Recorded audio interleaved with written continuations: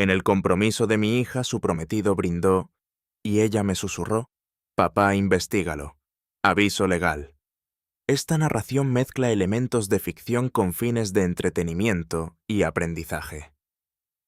Cualquier parecido con nombres o lugares reales es involuntario, aunque las lecciones que hay aquí tienen un valor genuino para ti. En la fiesta de compromiso de mi hija, todo el mundo celebraba su próxima boda con un asesor financiero. Pero justo en medio de la celebración, ella me apartó de repente y me susurró: «Papá, investígalo». 4 palabras, ninguna explicación. Se me hundió el corazón al darme cuenta de que el hombre al que estaba a punto de llamar mi yerno me había traicionado. Seguí sonriendo con educación a los invitados, pero mis manos ya estaban activando en silencio un plan de destrucción. Bienvenidos. Prólogo. El jardín de recuerdos. Estoy sentado en el jardín donde Elena solía pasar las mañanas de los domingos, con una manta sobre el regazo y un libro de bolsillo entre las manos. La silla ya no está. La regalé 2 años después de que nos dejara, pero la vista sigue siendo la misma. Filas de viñedos se extienden hacia las colinas del poniente y sus hojas se vuelven de color cobrizo bajo la luz del final de la tarde. El Valle de Guadalupe en otoño tiene una forma de hacerte creer que el mundo está en paz, incluso cuando tu propio mundo se ha hecho pedazos en silencio. Me llamo Sebastián Flores. Tengo 69 años y durante 41 años construí una carrera en la banca de inversión que la mayoría consideraría exitosa. Trabajé para firmas en Ciudad de México, Monterrey y finalmente Querétaro analizando operaciones por valor de cientos de millones de pesos, asesorando a clientes que confiaban en mí sus legados. Aprendí a leer balances como algunas personas leen novelas encontrando historias ocultas en los números. Aprendí a confiar en los datos para comprobar las suposiciones, a no firmar nunca nada sin hacer 3 preguntas más. Pero los datos no pueden prepararte para el momento en que tu esposa se desploma en la cocina un martes por la mañana de noviembre. Elena falleció hace 5 años. Los médicos lo llamaron una rotura de aneurisma cerebral. Estaba preparando café. Yo estaba arriba leyendo las noticias. Cuando bajé estaba en el piso con la mano todavía extendida hacia la encimera. Los paramédicos llegaron en 7 minutos. No sirvió de nada. Tenía 64 años y se fue antes de que pudiera despedirme. Llevábamos 34 años casados. Tuvimos una sola hija, Daniela, que entonces tenía 31 años y trabajaba como administradora sanitaria en Guadalajara. Daniela es independiente, prudente, lenta para confiar. Heredó esa cautela de los dos, aunque sospecho que la aprendió más observando a Elena que escuchándome a mí. Elena tenía un don para ver a las personas con claridad. Nunca hablaba mucho, pero cuando hablaba, escuchabas. El hospital nos dio unas horas con ella antes de pedirnos que hiciéramos los preparativos. Daniela se sentó junto a la cama, sosteniendo la mano de su madre, incapaz de llorar.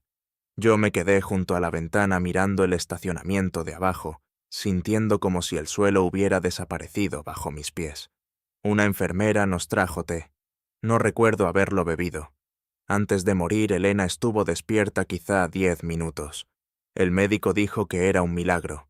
Yo lo llamo un regalo. Me miró, y su voz era tan débil que tuve que inclinarme para escucharla, y me hizo prometerle 2 cosas. La primera promesa era simple. Deja de trabajar 7 días a la semana, pasa tiempo en la casa, cuida del jardín. Vive un poco. Asentí. Lo prometí. La segunda promesa era más difícil de entender. Dijo: confía, pero verifica. Verifica siempre, especialmente con Daniela. Yo pensé que estaba hablando del trabajo. Pensé que se refería a la vieja regla de los banqueros, la disciplina que había pasado décadas enseñando a los analistas junior. Confía en tu equipo, pero verifica los números. Confía en las intenciones del cliente, pero verifica su balance. Tenía sentido para mí. Le apreté la mano y le prometí que lo haría. 3 horas después se había ido. En los meses que siguieron cumplí la primera promesa. Me aparté de la firma, acepté un paquete de semijubilación y me mudé a tiempo completo a la finca que Elena y yo habíamos comprado en el Valle de Guadalupe, una década antes. La casa está en una propiedad de 45 hectáreas, rodeada de viñedos y viejos mezquites. Se suponía que iba a ser nuestro sueño de jubilación. En cambio, se convirtió en el lugar donde aprendí a vivir solo. Al principio, Daniela venía a menudo. Me ayudó a revisar las cosas de Elena, a guardar su ropa, a organizar los archivos que Elena había guardado en el pequeño despacho junto a la cocina. No hablábamos mucho. El duelo no siempre necesita palabras, pero yo podía ver el peso que llevaba en la forma cuidadosa en que se movía por la casa, como si tuviera miedo de alterar algo. Era más fuerte de lo que esperaba, pero también tenía 31 años, y de repente estaba sin la madre que siempre había sido su brújula. Durante mucho tiempo no entendí la segunda promesa. Confía pero verifica, especialmente con Daniela. Pensé que quizá Elena estaba preocupada por la carrera de Daniela, por sus decisiones, por su independencia, pero eso no encajaba. Elena confiaba por completo en Daniela. Siempre lo había hecho. No fue hasta 3 años después, en marzo de 2023, cuando empecé a sospechar que Elena había visto algo que yo no podía ver. Daniela me llamó una tarde desde Guadalajara. Para entonces tenía 35 años, estaba centrada en su trabajo y era cauta con las relaciones después de algunas decepciones en sus 20s. Pero aquella noche su voz era distinta, más ligera, esperanzada. Me dijo que había conocido a alguien. Se llamaba Adrián Montenegro. Tenía 45 años. Trabajaba en consultoría de capital privado y se habían conocido en una gala benéfica en Guadalajara. Dijo que era atento, elocuente y paciente. Dijo que le recordaba a mí. Le dije que me alegraba por ella, y era verdad. Pero en algún lugar del fondo de mi mente volví a oír la voz de Elena. Confía, pero verifica, especialmente con Daniela. Capítulo 1. El cortejo perfecto. Durante los 18 meses siguientes vi cómo Adrián se convertía en parte de la vida de Daniela. Lo conocí varias veces. Era educado, iba bien vestido, sonreía con facilidad. Hacía buenas preguntas sobre la finca, sobre mi carrera, sobre el fideicomiso familiar, flores que Elena y yo habíamos creado años atrás para asegurar el futuro de Daniela. Parecía sinceramente interesado. Quería que me cayera bien. Intenté que me cayera bien, pero había algo en él que sonaba ensayado. La forma en que hablaba, la forma en que respondía a las preguntas, la forma en que nunca parecía sorprenderse por nada.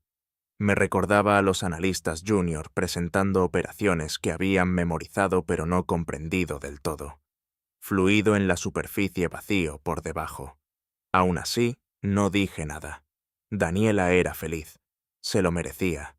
Me dije a mí mismo que estaba siendo sobreprotector, cínico, demasiado mayor para reconocer un afecto auténtico cuando lo veía.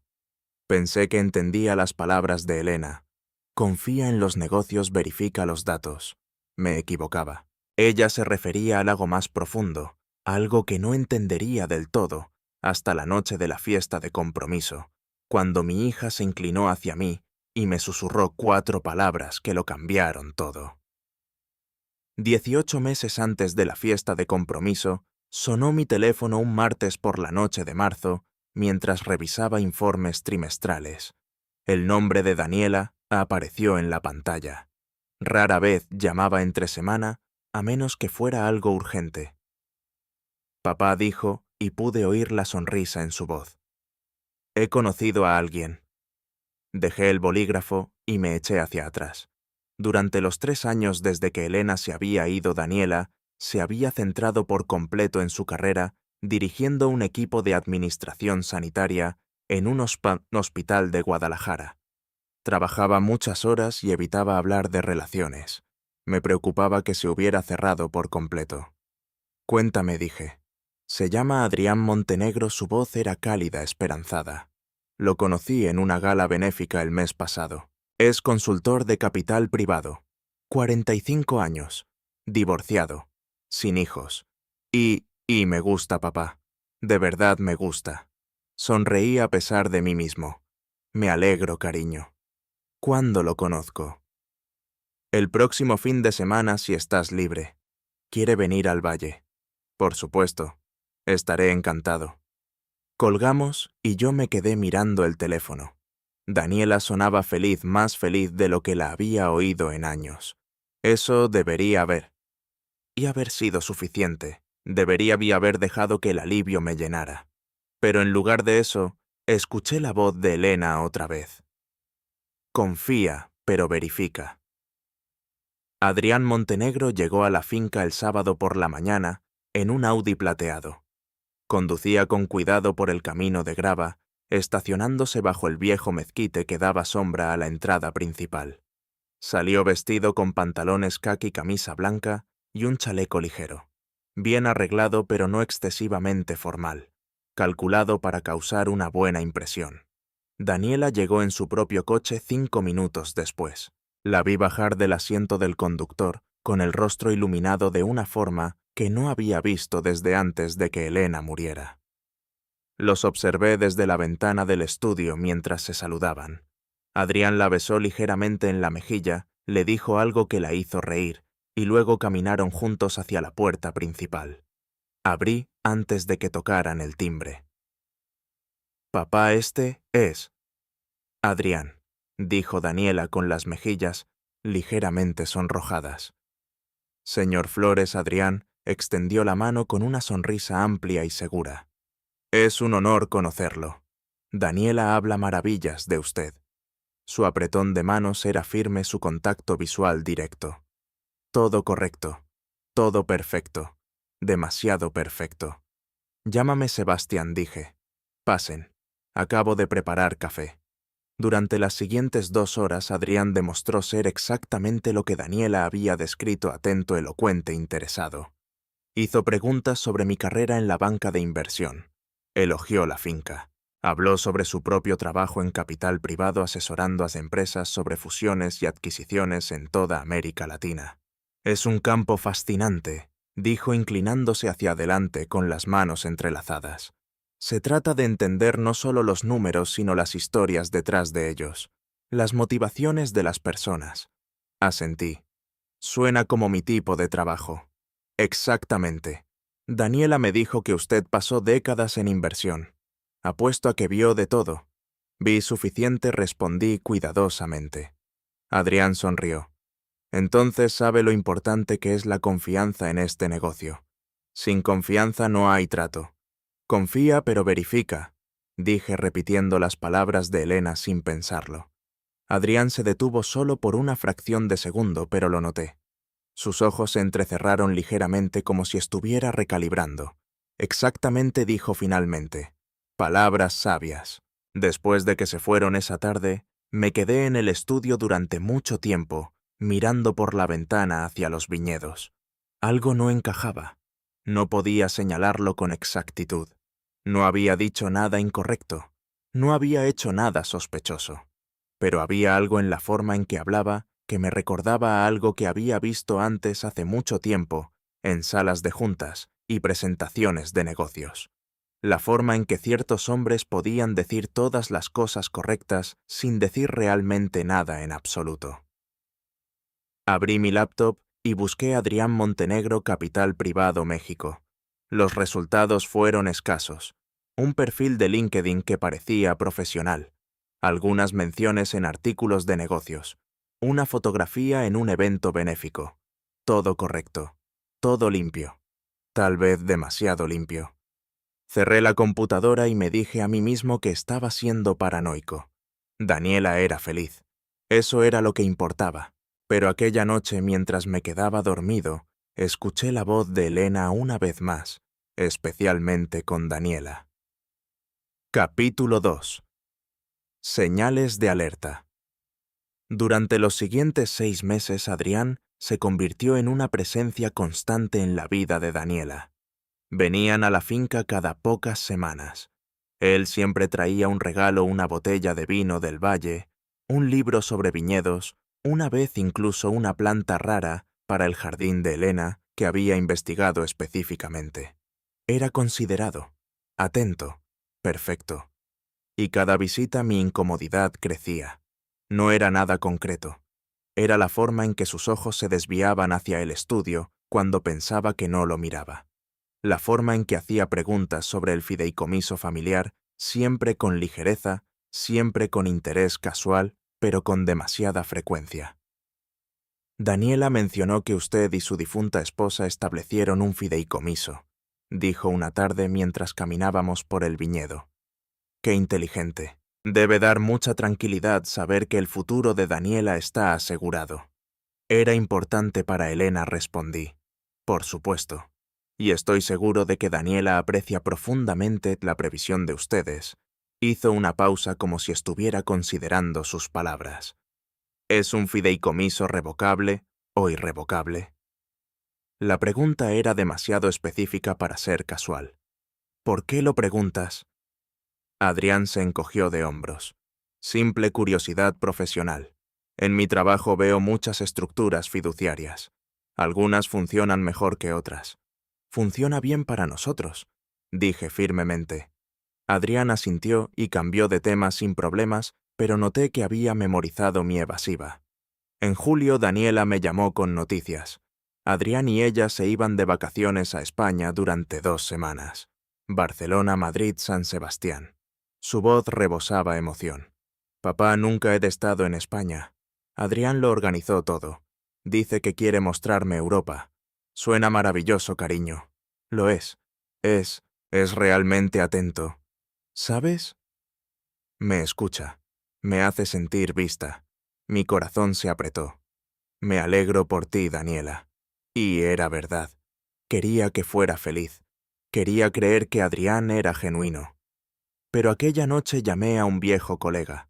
Roberto Castillo había trabajado conmigo durante 15 años antes de retirarse y establecer una firma de investigación privada en Ciudad de México. Era discreto, meticuloso y no hacía preguntas innecesarias. Roberto, necesito que investigues a alguien. ¿Quién? Adrián Montenegro. 45 años, consultor de capital privado, operando en México. Contexto. Está saliendo con mi hija. Roberto no dijo nada durante un momento. Te llamo en 2 semanas. Colgó.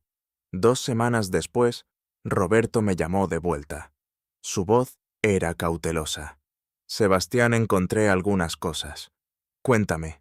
Adrián Montenegro existe. Su credencial profesional es real.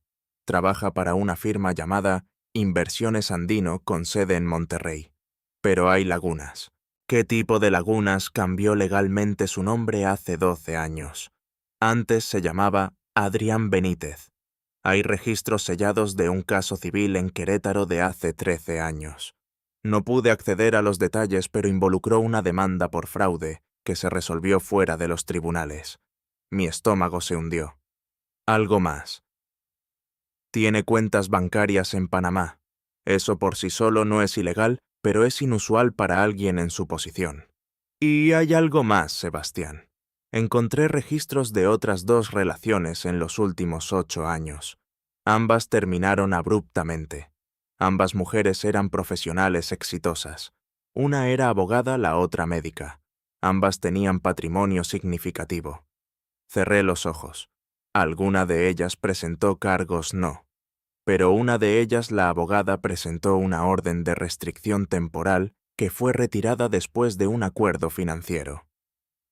Tienes su nombre, Sandra Medina. Vive en Monterrey. Podría intentar contactarla si quieres. Hazlo. Discretamente, por supuesto.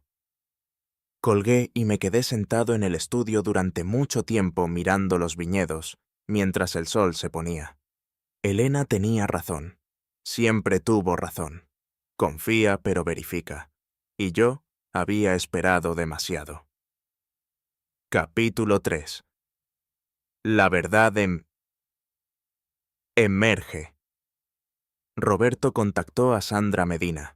Al principio se negó a hablar, pero cuando Roberto le explicó que otra mujer podría estar en la misma situación en la que ella había estado, aceptó reunirse conmigo.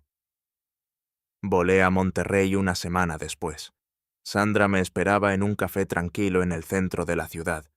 Tenía 42 años, elegante, con el tipo de compostura que viene de sobrevivir algo que te rompió y te reconstruyó. Señor Flores, dijo cuando me senté, aprecio que haya venido. Gracias por reunirse conmigo. Ella asintió y respiró profundamente. Conocí a Adrián hace 6 años. En ese entonces se hacía llamar Adrián Benítez. Me cortejó exactamente de la forma en que imagino que está cortejando a su hija. Atento, encantador, interesado en cada detalle de mi vida. ¿Cuánto tiempo estuvieron juntos? 2 años. Al principio fue perfecto. Luego lentamente empezó a hacer preguntas sobre mi práctica legal, sobre mis clientes, sobre mis finanzas. Siempre con ligereza, siempre casual. Pero eventualmente empezó a sugerir inversiones, oportunidades que solo estaban disponibles para círculos internos. Invirtió 450.000 pesos, su voz se quebró ligeramente. Todo desapareció. Cuando intenté recuperarlo, él lo negó todo. Dijo que yo había entendido mal, que nunca había garantizado nada, y la orden de restricción. Cuando amenacé con ir a las autoridades, se volvió diferente. Empezó a seguirme, a aparecer en lugares donde sabía que estaría. Me envió mensajes en medio de la noche. Me hizo sentir vigilada, insegura. Lo siento. Eventualmente pagué un acuerdo. 100.000 pesos para que desapareciera y firmara un documento de confidencialidad. Pero señor Flores necesita entender algo. Adrián Montenegro, o Adrián Benítez, o como quiera que se llame ahora, es un depredador. Busca mujeres exitosas, las hace sentir especiales, gana su confianza, y luego extrae todo lo que puede. ¿Sabe de otras víctimas?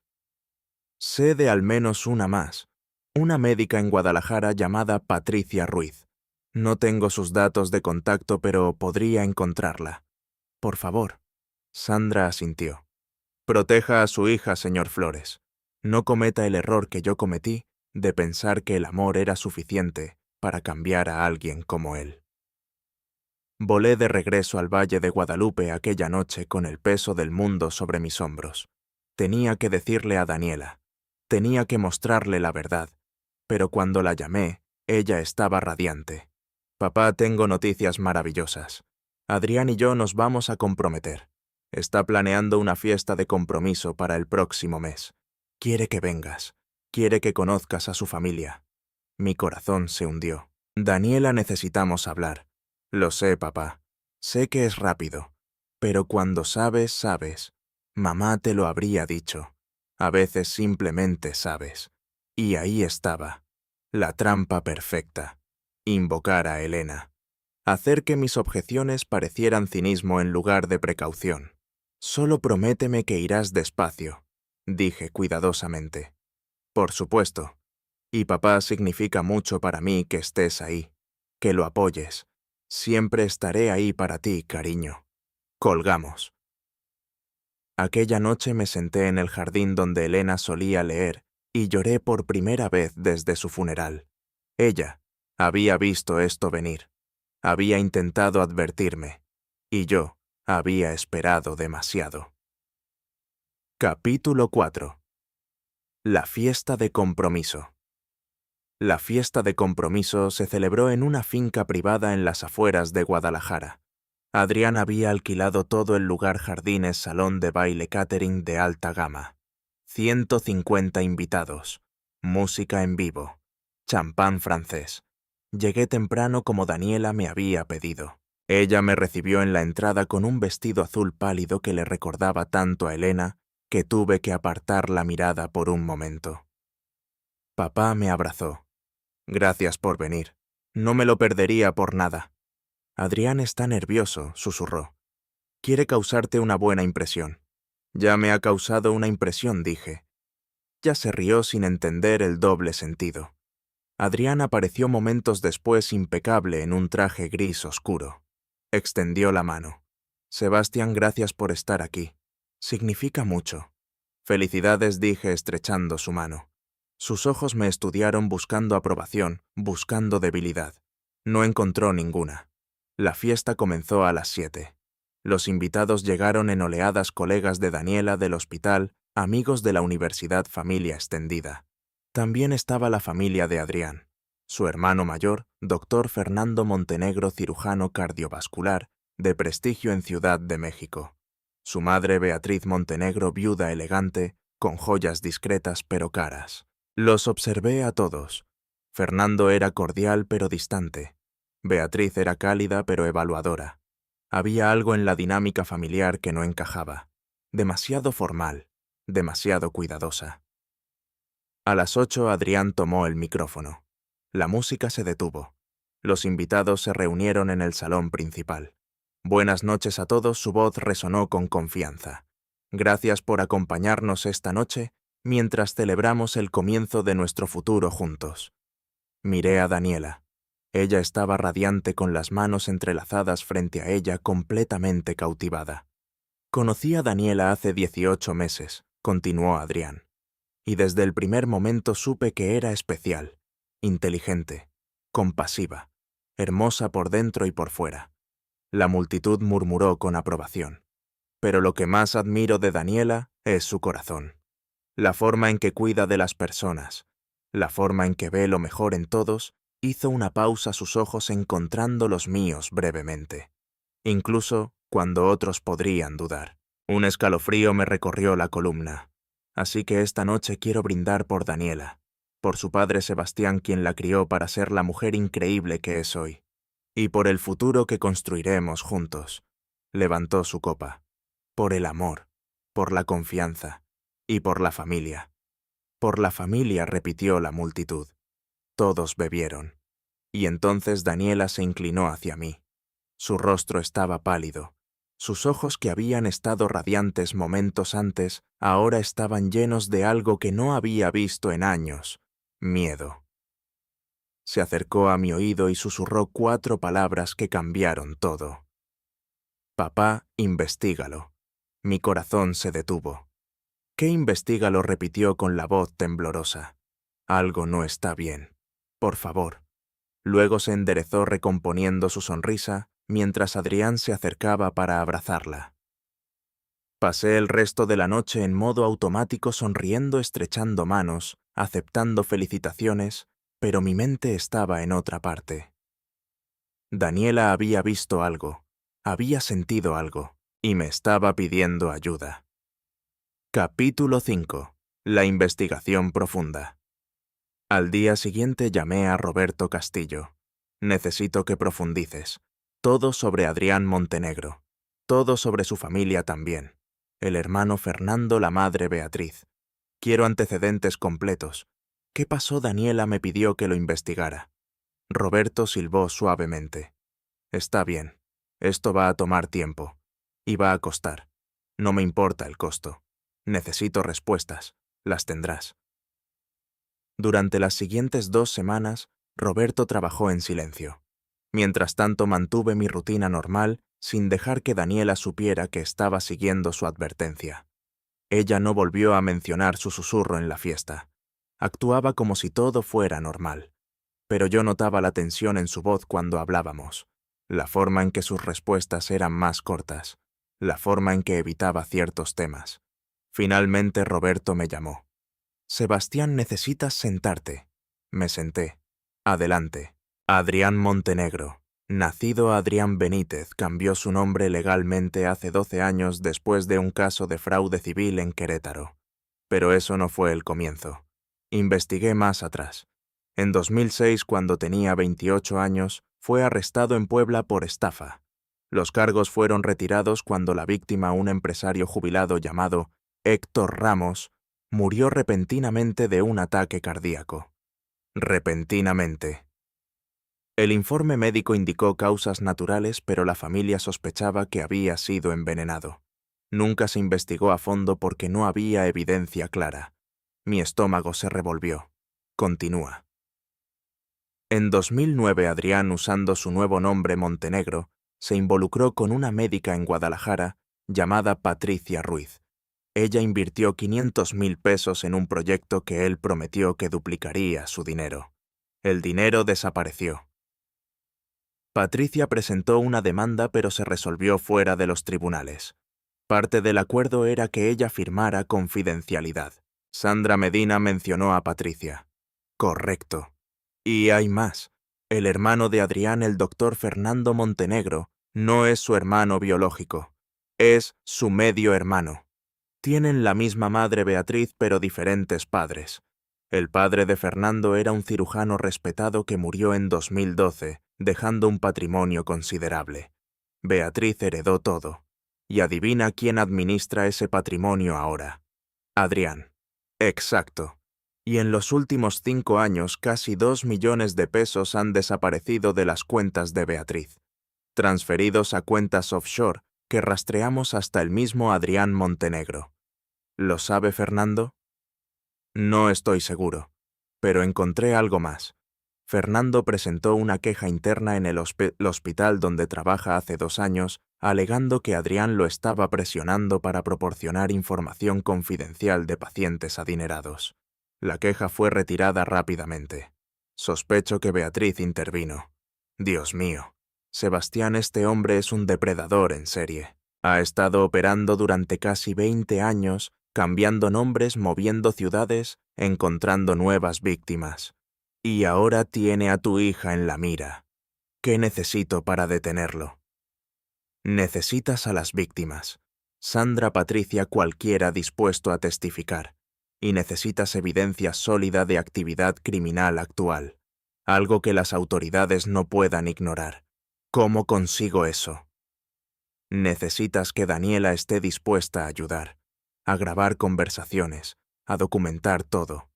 Pero Sebastián, si haces esto, ella tendrá que saber la verdad, y eso va a destruirla. Cerré los ojos. Lo sé. Aquella noche conduje a Guadalajara. Llegué al apartamento de Daniela sin avisar. Ella abrió la puerta en pijama con los ojos rojos, como si hubiera estado llorando. Papá, ¿qué haces aquí? Necesitamos hablar. Ahora. Entré y cerré la puerta detrás de mí. ¿Estás sola? Sí. Adrián está en Monterrey hasta mañana. Bien, siéntate. Durante la siguiente hora le conté todo. La investigación de Roberto, Sandra Medina, Patricia Ruiz, el cambio de nombre, el caso de fraude, el dinero desaparecido de Beatriz, el empresario muerto en Puebla. Daniela escuchó en silencio con el rostro cada vez más pálido. Cuando terminé, ella se cubrió la boca con las manos. Dios mío, ¿qué te hizo sospechar? Pregunté suavemente. En la fiesta. ¿Qué viste? Daniela respiró temblorosamente. Encontré documentos en su maletín, estados de cuenta bancarios, transferencias a Panamá, y había fotografías. ¿Fotografías de qué de mí? En mi trabajo, en mi coche, tomadas desde lejos, como si me estuviera vigilando. La rabia ardió en mi pecho. ¿Cuándo encontraste esto? La noche antes de la fiesta. Confronté a Adrián. Él dijo que era un malentendido, que las fotografías eran de un fotógrafo que había contratado para una sorpresa, que los estados de cuenta eran de clientes no suyos. Pero papá, no le creí. Y cuando hizo ese brindis hablando de confianza y familia, me sentí enferma. Daniela, necesito que me ayudes a detenerlo. Pero va a ser difícil. Va a doler. Ella asintió limpiándose las lágrimas. ¿Qué necesitas que haga?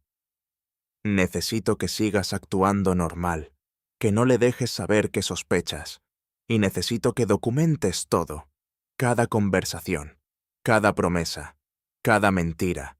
Estás diciendo que tengo que seguir viéndolo. Por ahora sí, hasta que tengamos suficiente evidencia para ir a las autoridades. Daniela cerró los ojos. No sé si puedo hacerlo. Puedes. Eres más fuerte de lo que crees. Eres hija de Elena. Eso la hizo sonreír débilmente. Está bien. Lo haré. Y Daniela, necesito que sepas algo más. Voy a contactar a sus otras víctimas. Voy a construir un caso. Y cuando tengamos todo vamos a destruirlo. Completamente. Ella asintió. Bien. Capítulo 6. Reuniendo a las víctimas. Durante las siguientes 6 semanas, Roberto y yo trabajamos metódicamente. Contactamos a Sandra Medina. Ella aceptó testificar.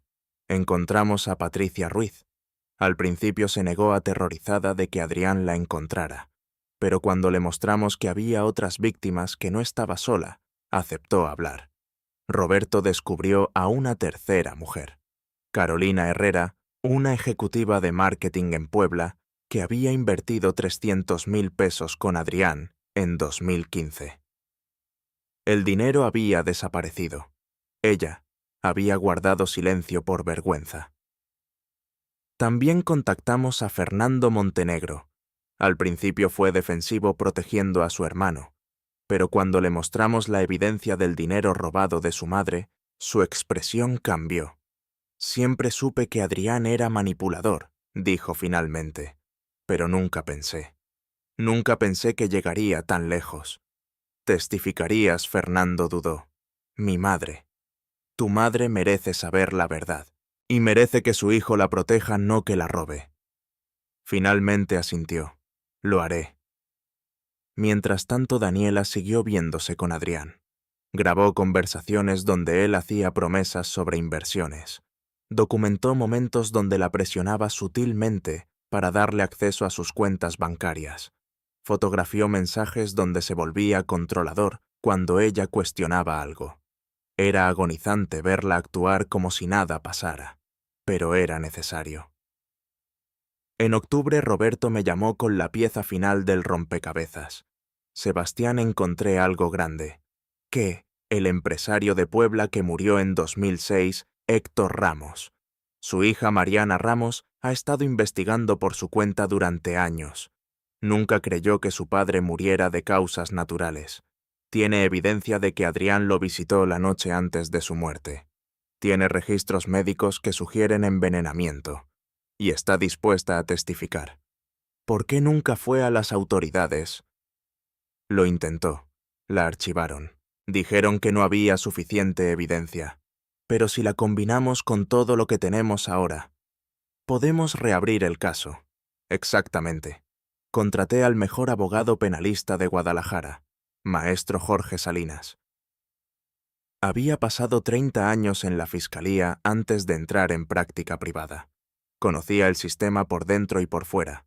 Le presenté todo: las víctimas, la evidencia financiera, los documentos, las grabaciones de Daniela, el caso de Héctor Ramos. Salinas estudió cada página durante horas. Finalmente levantó la vista. Esto es sólido, muy sólido. Tenemos fraude, malversación, posiblemente homicidio. Pero necesitamos que las autoridades actúen. Y para eso necesitamos que Adrián cometa un error. ¿Qué tipo de error? Necesitamos que intente acceder al fideicomiso de Daniela. Si lo haces, intenta transferir fondos o cambiar beneficiarios, lo tenemos. Fraude financiero flagrante. ¿Cómo lo hacemos cometer ese error? Salinas sonrió. Hacemos que Daniela le dé la oportunidad. Capítulo 7. La trampa. El plan era simple pero peligroso. Daniela le diría a Adrián que estaba preocupada por el fideicomiso, que su padre estaba envejeciendo y ella quería asegurarse de que todo estuviera en orden. Le pediría ayuda para entenderlo mejor. Sabíamos que Adrián no podría resistirse. Era exactamente lo que había estado esperando. Daniela hizo la llamada un martes por la noche. Yo escuchaba en altavoz con Roberto y el maestro Salinas a mi lado en el estudio. Adrián, necesito tu consejo, dijo Daniela con la voz perfectamente calibrada para sonar vulnerable. Por supuesto, amor. ¿Qué pasa? Es sobre el fideicomiso de mi padre. Nunca he entendido realmente cómo funciona. Y con la boda acercándose, quiero asegurarme de que todo esté en orden. ¿Podrías ayudarme a revisarlo? Hubo una pausa. Pude imaginarlo calculando. Claro. ¿Tienes los documentos? Están en la casa de mi padre. Podríamos ir este fin de semana. Él estará fuera visitando a mi tío en Querétaro. Otra pausa. Perfecto. Hagámoslo. Daniela colgó y me miró con ojos llenos de miedo y determinación. Está hecho. El sábado instalamos cámaras ocultas en mi estudio. Roberto contrató a técnicos especializados. Pequeñas lentes en los estantes de libros, micrófonos en las lámparas. Todo invisible. Luego me fui fingiendo el viaje a Querétaro. Pero en realidad me quedé en un hotel a 30 minutos de distancia, viendo la transmisión en vivo en mi laptop. Daniela y Adrián llegaron a las 2 de la tarde. Los vi entrar al estudio. Daniela sacó la carpeta del fideicomiso del escritorio. Aquí está, dijo, pero honestamente no entiendo la mitad de esto. Adrián tomó la carpeta y comenzó a leer. Sus ojos se movían rápidamente sobre las páginas. Pude ver el momento exacto en que encontró lo que buscaba: el valor total del fideicomiso. 32 millones de pesos. Su rostro permaneció neutral, pero vi el brillo en sus ojos. Es un fideicomiso bien estructurado, dijo con voz profesional. Tu padre hizo un buen trabajo, pero hay algunas cosas que podrías optimizar. ¿Cómo qué? Bueno, por ejemplo, el fideicomiso es irrevocable. Eso significa que una vez que los activos están dentro tu padre, no puedes sacarlos. Pero tú, como beneficiaria, podrías transferir tu derecho a otra estructura, a algo más flexible. ¿Por qué haría eso? Protección de activos, optimización fiscal. Especialmente ahora que nos vamos a casar, sería inteligente tener nuestros recursos en una estructura conjunta. Daniela fingió considerarlo. ¿Tú podrías ayudarme a hacer eso? Por supuesto. De hecho, conozco a alguien que puede establecer una LLC en Panamá. Podríamos transferir tu beneficio del fideicomiso allá. Sería completamente legal, pero mucho más flexible. ¿Cuánto costaría honorarios mínimos? Quizá 50,000 pesos para establecer todo. Pero a largo plazo ahorrarías millones en impuestos. Daniela asintió lentamente. Déjame pensarlo. Claro. Pero Daniela, necesitas entender que esto es importante.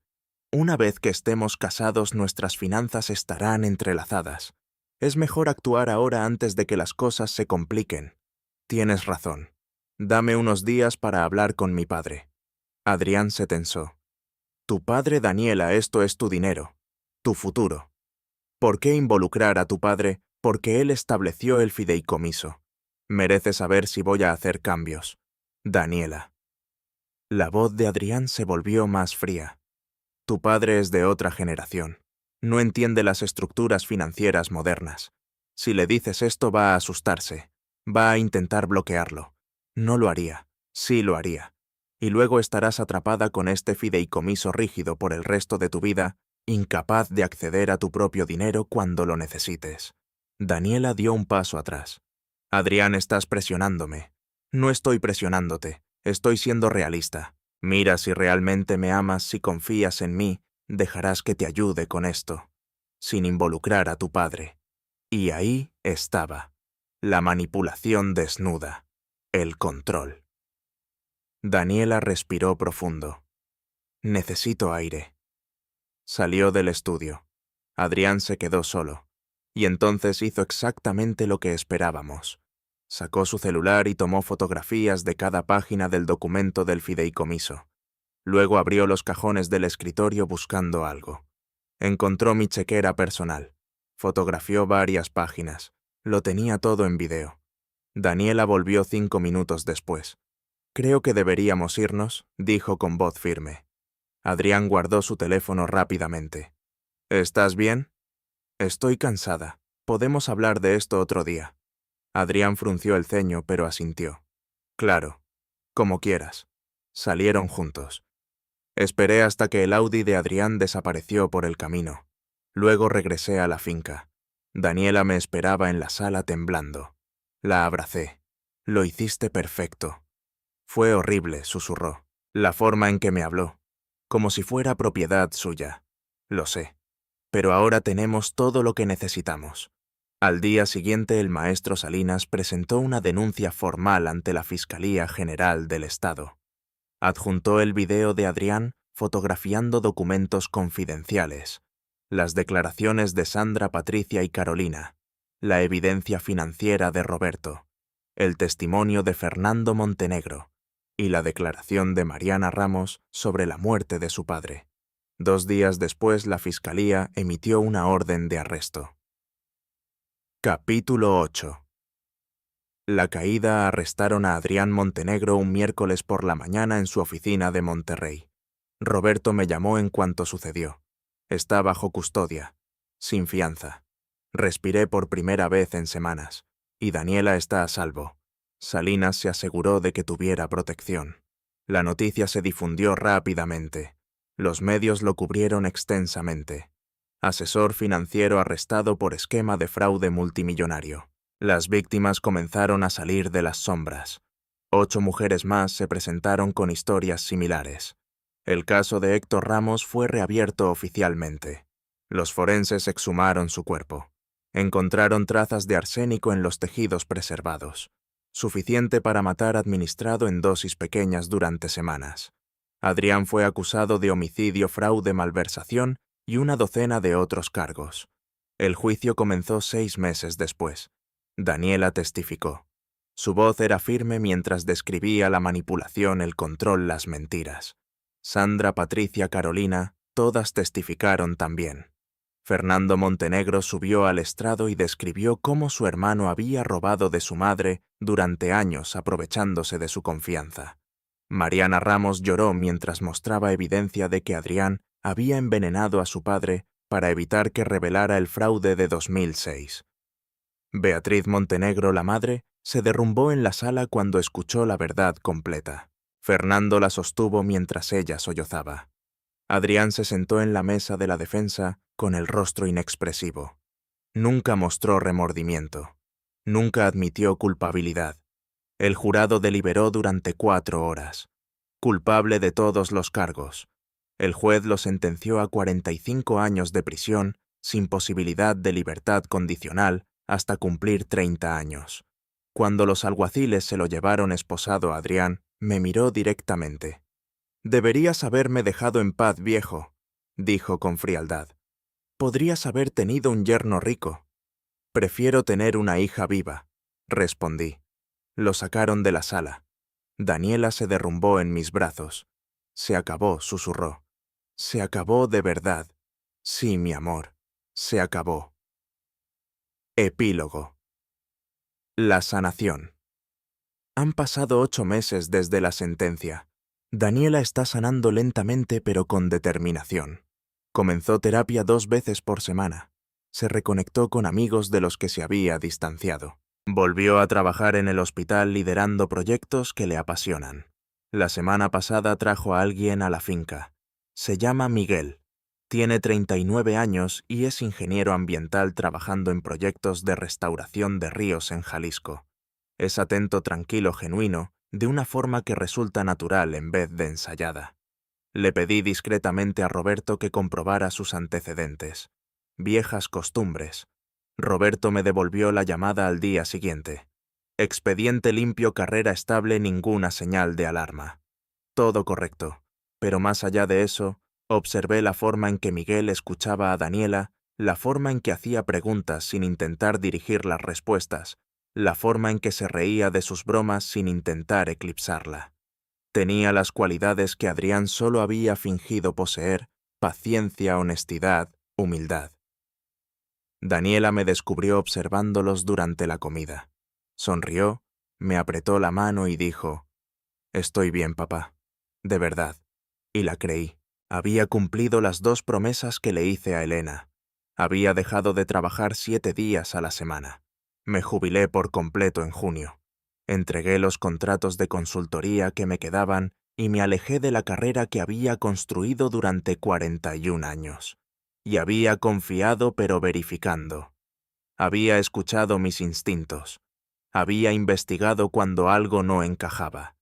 Había protegido a mi hija cuando más me necesitaba. La lección no era el cinismo, era el discernimiento. El amor y la confianza no son debilidades, pero deben protegerse con vigilancia, con atención, negándose a ignorar las advertencias silenciosas que da el instinto. Adrián Montenegro había destruido vidas. Héctor Ramos, su propia madre, las mujeres que confiaron en él, y había intentado destruir a Daniela. Pero nosotros elegimos otra cosa.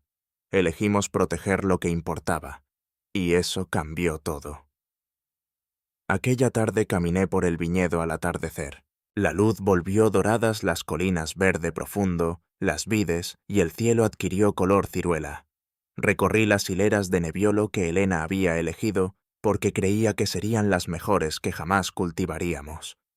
Daniela se unió a mí a mitad del paseo, enlazó su brazo con el mío y me dijo que Miguel vendría a cenar el fin de semana siguiente. Una cena familiar.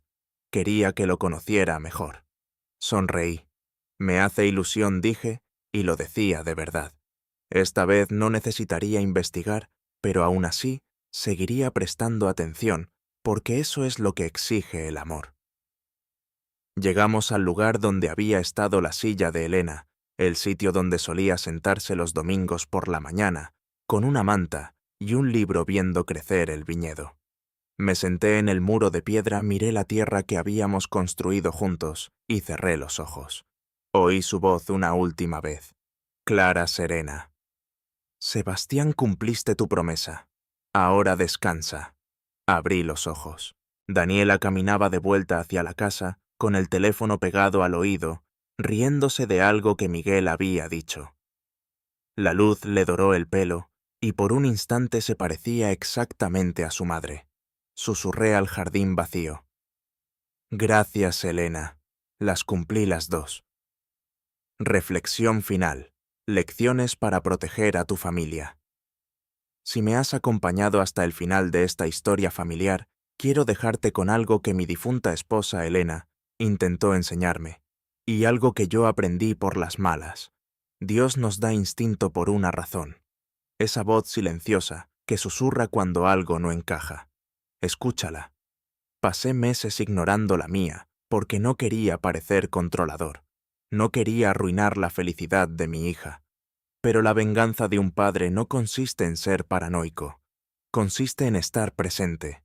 Consiste en proteger a las personas que amas sin pedir perdón por ello. Esta historia familiar me enseñó que el amor y la vigilancia no son opuestos, son compañeros.